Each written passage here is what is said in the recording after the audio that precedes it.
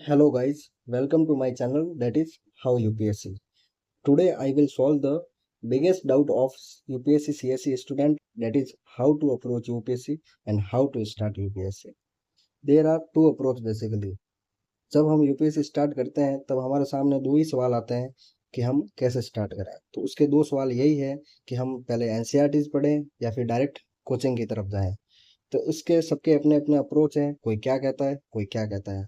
But फिर भी जो टॉपर्स की रिकमेंडेशन है, जो मोस्ट ऑफ दी स्टूडेंट की रिकमेंडेशन है, वो यही है कि हमको एनसीईआरटी से शुरू करनी चाहिए। क्योंकि बहुत से स्टूडेंट होते हैं जिनका स्कूल लाइफ का बेस अच्छा नहीं होता है, या अच्छा होता है तो भी एक एज के बाद वो दिमाग से चीज़ें निकल जाती है।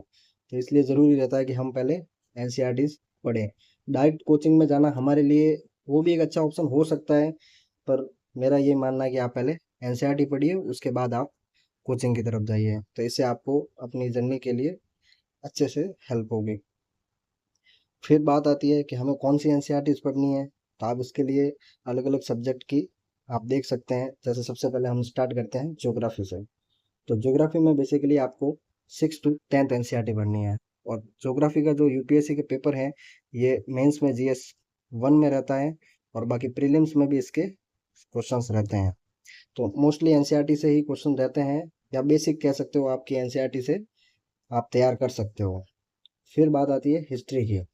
हिस्ट्री भी हमको 6 to 12th ही पढ़नी है और सारी पढ़नी है, क्योंकि बड़ा सब्जेक्ट है, थोड़ा फैक्चुअल है।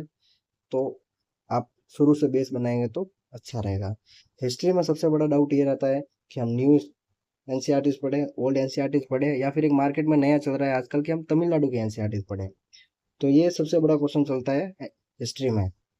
तो ओल्ड का ऐसा है कि ओल्ड अपडेटेड नहीं है, बहुत पुरानी हो चुकी है, वही चल रही है मार्केट में, कई लोग रिकमेंड करते हैं, पर अपडेटेड नहीं है। अब कई प्लेसेस के नाम भी चेंज हो गए हैं, टाइम भी बदल रहा है, तो हमको भी हमारी स्ट्रेटेजी बदलना चाहिए। अब फिर सवाल आता है कि न्यू पढ़ें या फिर तमिलनाडु पढ़ें। तो न्यू और तमिलनाडु में बेसिकली यही फ़र्क है कि तमिलनाडु की लैंग्वेज थोड़ा इजी है और थोड़ा साउथ पे अच्छे से फोकस कर रखा है, जबकि न्यू मॉडरेट है।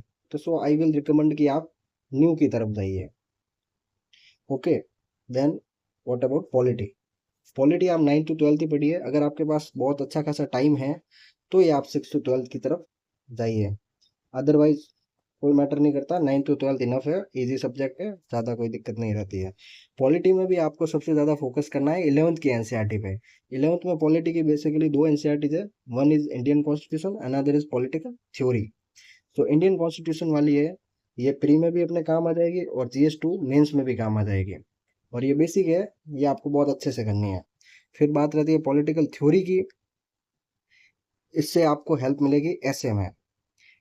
ये थ्योरेटिकल पोर्शन है, थोड़ा पढ़ने में डिफिकल्ट रहता है, पर अगर आप एक बार अच्छे से पढ़ लोगे तो आपको ऐसे में ये बहुत ज़्यादा हेल्प करेगा। और एज यू नो यूपीएससी में ऐसे एंड इथिक्स आर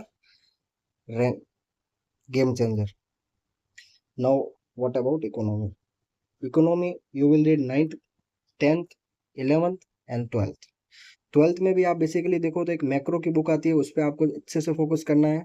और 11th की एक बुक है इंडियन इकोनॉमिक डेवलपमेंट, उस पर आप अच्छे से फोकस कीजिए। इसके बाद भी है तो इकोनॉमी में आप जिनका बैकग्राउंड नहीं है उनको इशू रहेगा, तो वो आप बाद में जब कोचिंग या किसी और टीचर्स की क्लासेस वगैरह करेंगे या कोई रेफरेंस बुक पढ़ेंगे तो वो धीरे धीरे कंसेप्ट आपको क्लियर होते रहेंगे।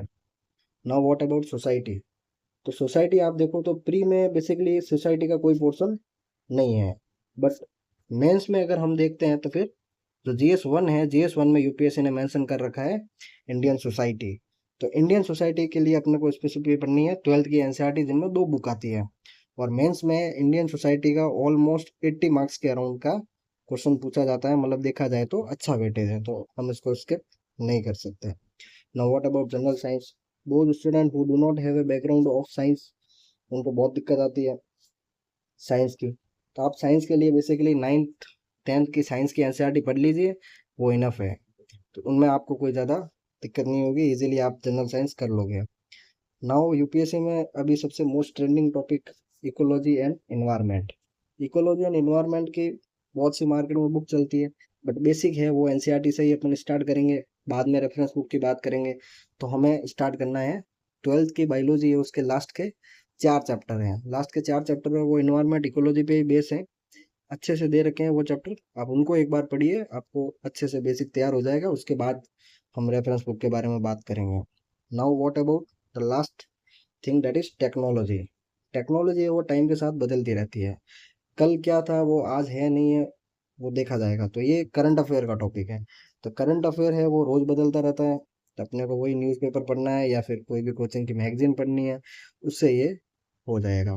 करंट की कोई ज़्यादा कोई स्पेसिफिक ऐसे बुक या फिर है नहीं, क्योंकि चेंज होता रहता है। तो इसके लिए कोई बुक या एनसीईआरटी आपको रिकमेंड नहीं करनी है। आप जनरली करंट अफेयर या कोचिंग की मैगजीन से कर सकते हो।